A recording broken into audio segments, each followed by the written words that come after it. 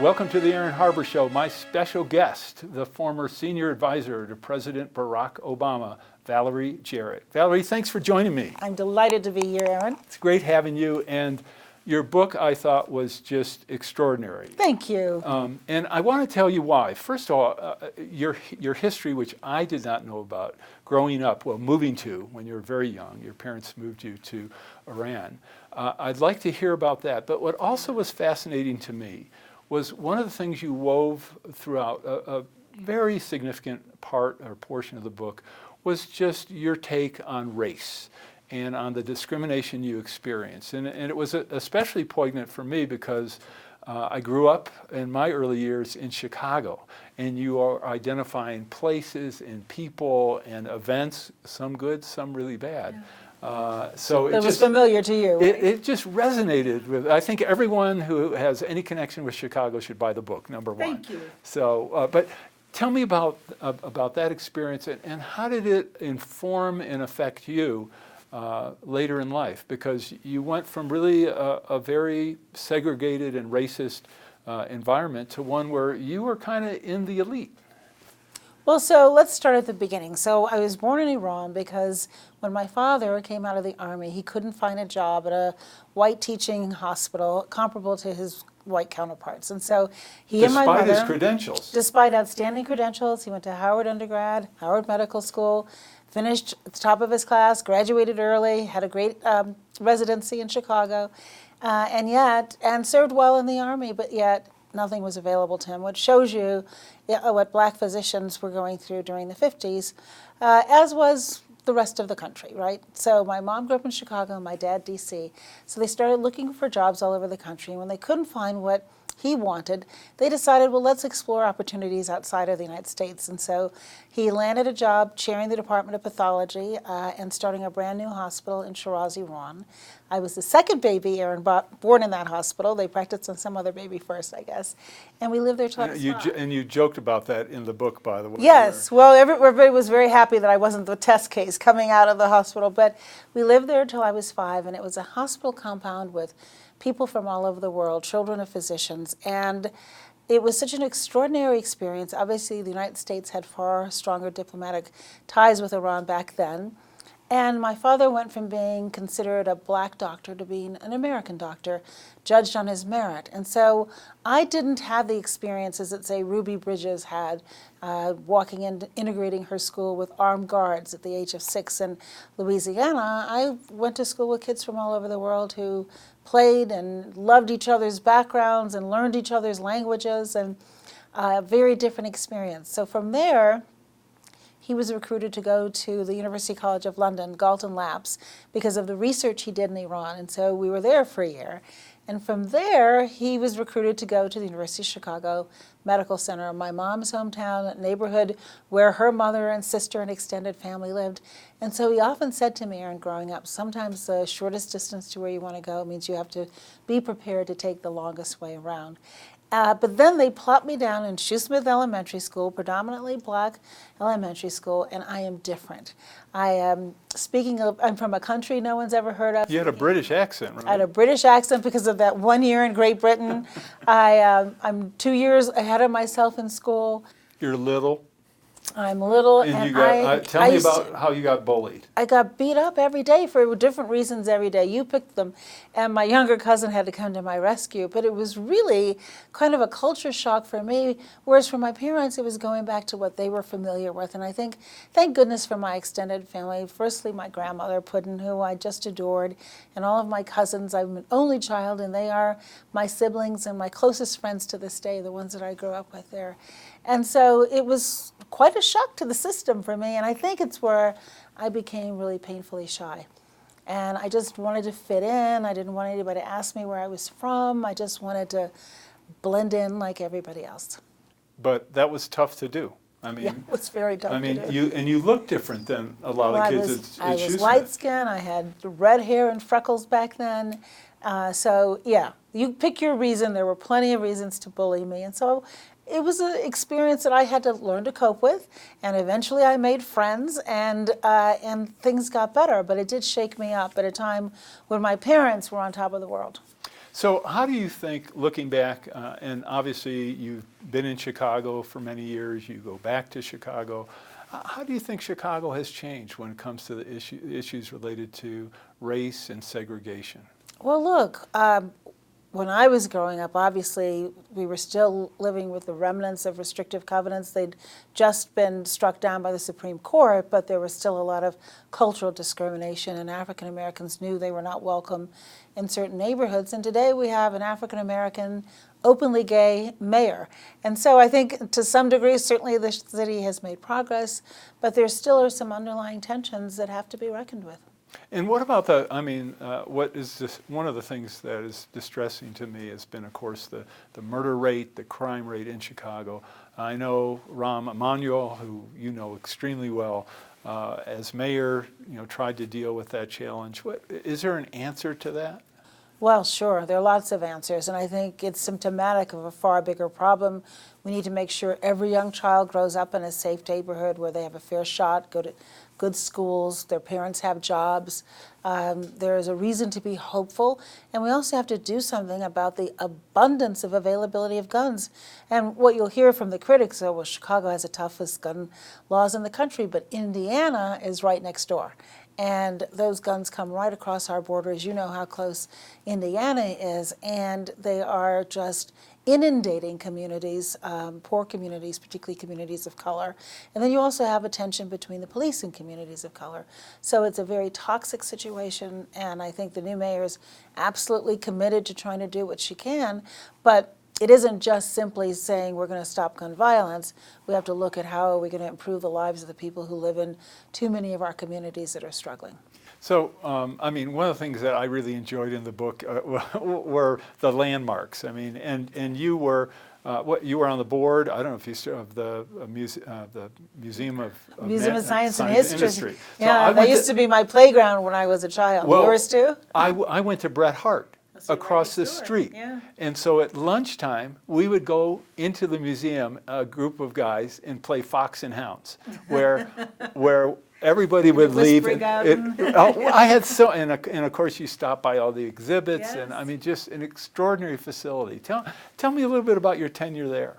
Oh, I loved being on the board. My first job when I was still in high school was as a tour guide at the museum, the submarine, which I'm sure you remember. Oh, yeah. I could have told you U-505. everything you wanted to know about that submarine. German submarine. German submarine. And it's interesting because the same summer I was a clinic coordinator at the University of Chicago Medical Center, and I went on to chair that board. And I say that really the experience of having worked on the ground in both of those institutions gave me a real education about what their purpose was, and you were so proximate to the people you served.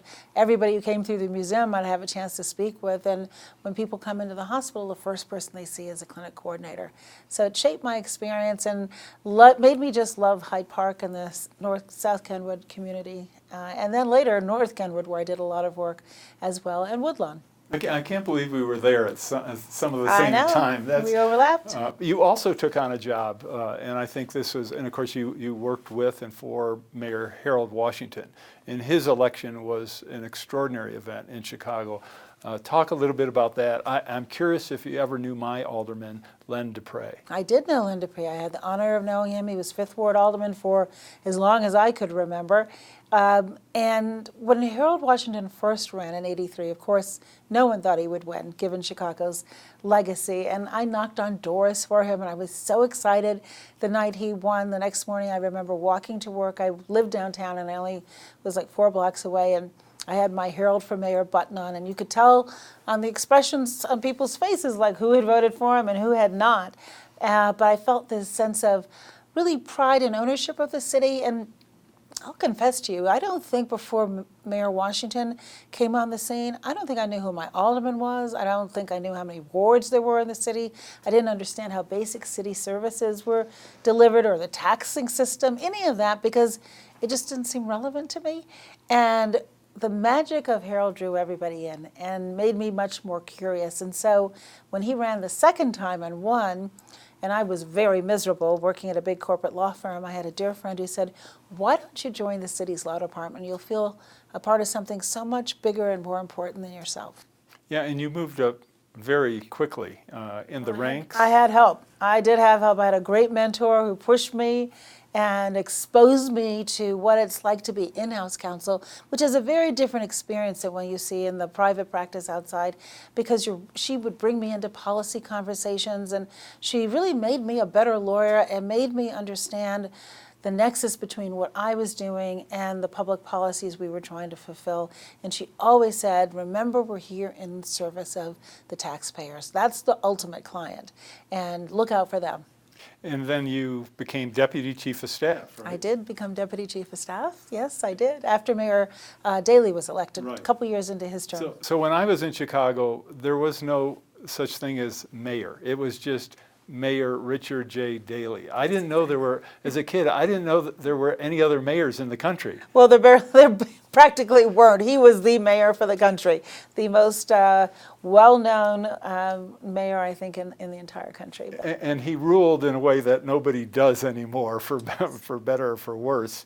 I just remember his name was, as a kid, on everything. I mean, even trash cans, I think. He understood retail politics very well. You need to have people constantly thinking that, you're there looking out for them. Yeah, no, it's just amazing. Well, we're going to take a quick break. We'll be right back in a moment with Valerie Jarrett. For information on how to help promote civil and mutually respectful discourse and support expansion of the distribution of our programs, please email info@harbortv.com. The Rex Howell Broadcaster of the Year Award recognizes an individual who, through leadership, skill, and dedication, is advancing the broadcast industry in our state and our nation. Tonight, we honor Aaron Harber. Aaron has worked extensively in the media as a host, producer, political and economic commentator, and columnist. Today, the Aaron Harber Show is the focus of his media involvement. Aaron, it is a privilege to present you with the Rex Howell Broadcaster of the Year Award. Congratulations.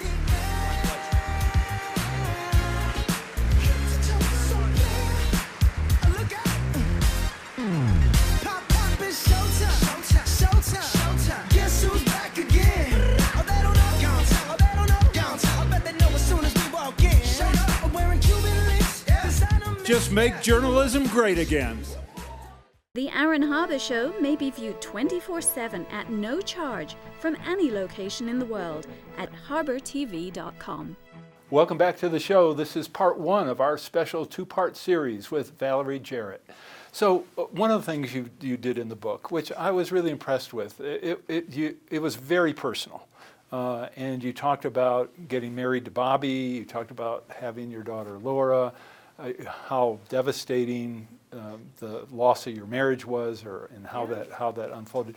Talk a little bit about that, and how did that impact you in terms of what you decided eventually to do? Well, I think growing up, I had the good fortune of parents who loved each other unselfishly, and me, who made me their top priority and really showed me by example what a good marriage should be. And so I craved that. And I really wanted to get married. And I thought, well, let me marry somebody who seems just like my dad. And Bobby was a doctor, and I had known him since I was 8 and he was 12, and had a crush on him beginning the first time I saw him. And he paid absolutely no attention to me, as is appropriate, between 8 and 12, until I was about 25. And then we met at a cousin's wedding, standing right out in front of Rockefeller Chapel. That's on the University of Chicago campus. It's right on the university's Just campus. several blocks from where I used to live. Yes, from where we both used to live. A stunning, stunning chapel. And it had been a huge family wedding, and we were all talking outside afterwards, and I spotted him, and he came right over and said hello. And I thought, you are perfect. I did not actually take the time to get to know him that well, but our moms had grown up together, our dads were friends, my grandmother and his grandmother were friends. More did you need than that, is kind of what I thought. And I thought, he's perfect. And it didn't work. And I felt like a failure. And I tried, it's the first thing that I think that I tried really hard to kind of will to work, but willing it to work would have meant he would have to be a different person. And so that was unfair of me, I think, looking back on it, to expect him to be somebody he wasn't, and he just wasn't right for me. And so I think when it first fell apart, I felt like I was a failure, because it should have worked, and I tried so hard, and I had to really kind of look at it from a different perspective. And I had friends and family who kind of circled around me and helped me get over it. But at the same time, I had this young daughter, and I would look at her and I would think, oh my goodness, what am I going to do? And I had never anticipated being a single mother. And I think having her really woke me up to my responsibilities of being an adult. And when I would leave her every day and go to a law firm, I didn't feel as I was doing something with a purpose and a meaning. And I wanted her to be proud of me when she grew up. And I didn't think she would have been if I'd continued to do that. And so I slowly kind of got my feet back up on the ground, and I left the law firm, and I joined city government, and I got a divorce, and I realized I was actually lonelier in an unhappy marriage than I had ever been single. And my confidence began to grow as I took care of her, and I thought, well, I haven't done anything to mess her up yet. I guess she's okay. Although I did back then feel like I was hanging on by my fingertips. And so I often say to young working families, it's hard. And so you sometimes think, well, if I were smarter and better organized and slept fewer hours, maybe it wouldn't be so hard. Maybe I'm doing something wrong. And no, in many ways, the deck is stacked against working families. And I had so much going for me. I had a great job, health insurance, paid leave, parents who were in the immediate neighborhood. My dad took my daughter to school every day and picked her up. And I was struggling, and it's where I first started thinking, Aaron, about those working families that were working, 2 shifts in a factory on a minimum wage job, not sure how they were going to pay the bills and put food on their table, not comfortable with where they had to leave their children, did not have a safety net at all if anything went amiss, and it always does. And I thought, well, we should be doing something differently for those families, both in business and in government. Well, you took talk about sacrifice, especially being a single mom. You took a huge pay cut. I took a pay cut, and I walked away from this really fancy office with a magnificent view. 79th floor of the Sears Tower, view of Lake Michigan. That's incredible. And I was the first lawyer in my family, and so my family and my friends thought I had everything going for me. The perfect marriage, a lovely child, this great job. Why was I so miserable? And it's the first time, Aaron, that I actually listened to the most important voice, and that's the quiet one inside of us. And I thought, stop pretending that this is okay when it's not and you're miserable. And that's when I thought, let me take this leap of faith. And I walked into a much lower paying job, a cubicle with a window facing the alley in the bowels of City Hall. And from that first day, I thought, this is where I belong. One of the things that interested me was how you tried to keep so much of this at times to yourself. Yeah. And I know later in the book you talk about how your mom asked you, why didn't you tell me? Yeah. And so talk a little bit about that and just kind of how private a person you can be, yet you've been surrounded by wonderful people and wonderful friends. Yes, I have had the good fortune of an embarrassment of riches when it comes to friends and support. But I think I just thought I should be superhuman. And if I pretended to myself and to everybody else that it was okay, it would be okay. I remember being in a big conference room closing a deal in the middle of the night when I was at the law firm, and I kept getting up and leaving the room, and I wouldn't tell anybody where I was going. And I know where you were going. Because you know what it's, when you're pregnant, 9 months pregnant, you would go one place, and that's the bathroom. But I thought... You were Xeroxing. I was Xeroxing. I had a Xerox machine. I was going to the vending machine. I was checking voicemail. The fact of the matter is I was trying to pretend nothing's happening down here. And I think all too often women do that. And we think that if we are open about what's going on in our life, that somehow we won't be taken as seriously at work. And so in order to do that, I had to pretend it even to myself. And I think when I began to open up and ask for help, and I began to tell my friends what I was going through, they didn't feel so alone either. And I think often it's just part of why I wanted to write this book is so that people know that everybody struggles and it's hard, and sometimes the deck does seem completely stacked against us, and we make trade-offs. We make decisions and they have ramifications, and we have to own those decisions. And I think, well, as being a parent, you think, oh my gosh, I'll be changing diapers and washing bottles for the rest of my life. And then the next thing you know, they're married and have a great profession and getting ready to have a baby of their own. And so You have a lot to be proud of. So. I am most proud of my daughter. That's for sure. You obviously did a great job raising her. And I had a lot of help. You did, but one of the things I think that came across in the book, which was kind of sad, is that, you know, her dad, and I know he's passed away, really wasn't involved in her life. He missed out on such a treat. Yeah. His loss. That's the way, I think that's the best way to look at it. So we're going to take our last break. We'll be right back with Valerie in just a moment. For information on how to help promote civil and mutually respectful discourse and support expansion of the distribution of our programs, please email harbertv.com. Safely stop fires around your home. Introducing the Fire Ice XT 20-ounce aerosol canister. Fire Ice XT is an eco-friendly water-based fire suppressant gel. Unlike a traditional fire extinguisher, Fire Ice XT is a highly effective, non-toxic firefighting agent that is easy and safe to use around your home, family, and pets. Available at Amazon.com or call 800-924-4874. I'm Aaron Harber, host of The Aaron Harber Show. Find us on Facebook to get all the latest updates, see behind-the-scene photos, and make comments and ask me questions. You can see episodes before their TV broadcast, so like the show today. The Aaron Harber Show may be viewed 24/7 at no charge from any location in the world at harbertv.com. Welcome back to the show. Remember, this is part one of our special two-part series with Valerie Jarrett. So, Valerie, I'd be really interested in your take because, I mean, you wrote very poignantly about your experiences as a woman in a corporate law firm and in Chicago, in the United States, as a black woman in particular, and how people, and especially how black people were being treated in the 50s and 60s. I happened as a little munchkin to, though I didn't realize how fortunate I was at the time, but I happened to have the opportunity to march in a civil rights march in Chicago with Dr. Martin Luther King. Oh my gosh. And people like Jesse Jackson. I didn't know how lucky I was. Yeah. You know, I was tiny at the time. But, you know, I lived on the south side of Chicago. I'd take the IC to downtown. You talk about shopping and having lunch with, was it your grandmother? Grandmother in Marshall Fields. Fields. I used the to, Walnut Room, remember that? Yes, and I used to, when I was little, I used to work do yard work, get money, save it for the holidays. I would go to Marshall Fields and, was it Montgomery Scott's or something? Anyway.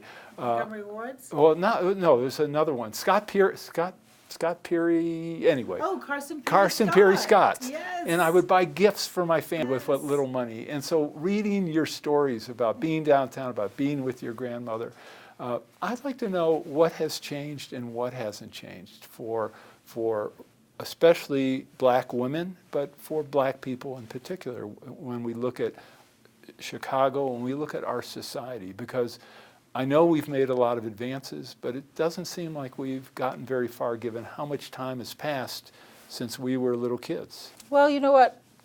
We have made a lot of progress, I think. When my parents tell me stories about what was like for them growing up in Chicago and D.C., my mom, for example, her grandfather was in Tuskegee when she was growing up, and they'd go visit the family in Tuskegee or Wilmington, North Carolina, and they would drive often, and they couldn't stay in hotels along the way.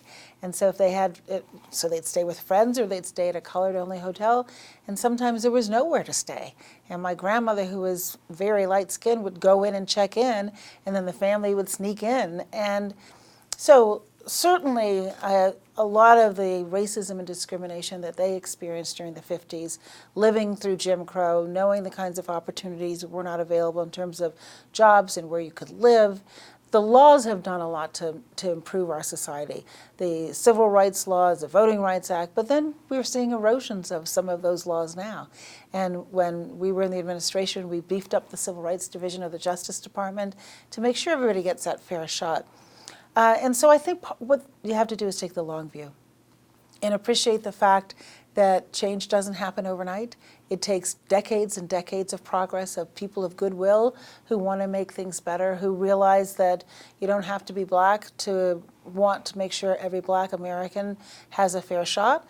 And in fact, it's better if everybody appreciates the challenges and works to that effort. So we're still a work in progress.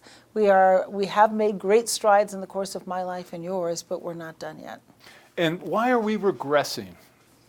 Well, my goodness. Because really, I don't think, and I know we only have a couple minutes left in this segment, but I don't remember in my lifetime, I remember times when we stopped progressing.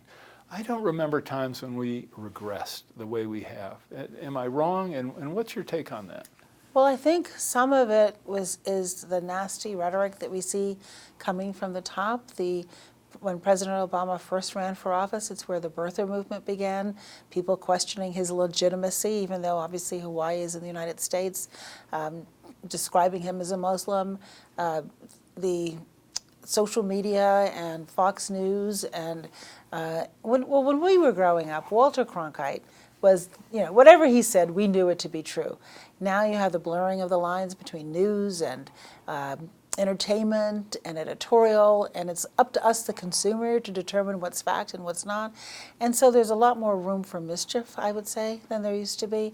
And people are taking advantage of those platforms and spewing a lot of hate. And I think it's incumbent upon all of us to take that down. And I mean, I've been speaking a lot lately because I've worried about young people particularly who spend so much time on social media.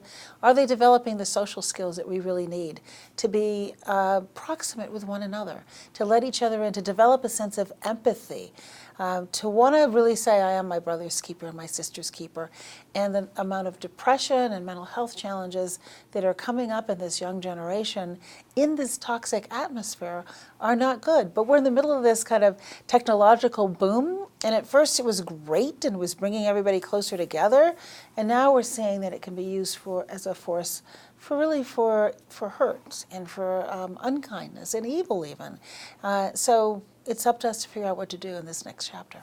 What do we do with the challenge of the algorithmic challenge of social media, of products, of automation, of websites, which really direct us more and more away from being with others who are not like us, that direct us into conversations that are even more negative than where we started, that really divide us? And I'm not even talking about Russians or anything. I'm just talking about our own companies. Well, this is the problem with it, is that the information is on demand. You decide who you follow, you decide who your friends are, you decide whether the information is accurate or not. There's no filter. And so in some ways that's exciting, but in another way it can lure you into an echo chamber, a comfort zone where you don't have to be uncomfortable. And so you are not forced to be comfortable being uncomfortable, as most of us were. We were constantly interacting with people who disagreed with us and challenged us, and that's good and it's healthy if it's done in a civilized way. And so I think parents have to monitor their children's use of it beginning when they're very young, and have to kind of force against the tidal wave that's pushing in that direction. And I think that government is going to have a role for regulating it as well. And I don't know what that is, but I think that these large platforms should be a part of the solution. And they can't just say, there's all this misinformation on our platform and what are we to do about it? They need to be a part of the solution. I don't understand how the algorithms work, but I sure do know from what we've learned, for example, in the Mueller report, that there was absolute clear attempts by the Russian government to interfere with the United States election. How un-American is that? And that can't continue. Not to mention all of these commercials that flow over it. If you're on television, at the end of a commercial, you have to say, I approve this message if it's a political commercial, right? There's none of that on the internet. No, not anymore. And even on the approval, if it's a independent expenditure committee, it has the name, some innocuous name of a committee that no one knows, who's behind it. Citizens United. Yeah, well, and we may talk about that more at some point too. But that's the end of part 1 of our special 2-part series with Valerie Jarrett. Make sure you watch part 2. I'm Aaron Harber. See you next time.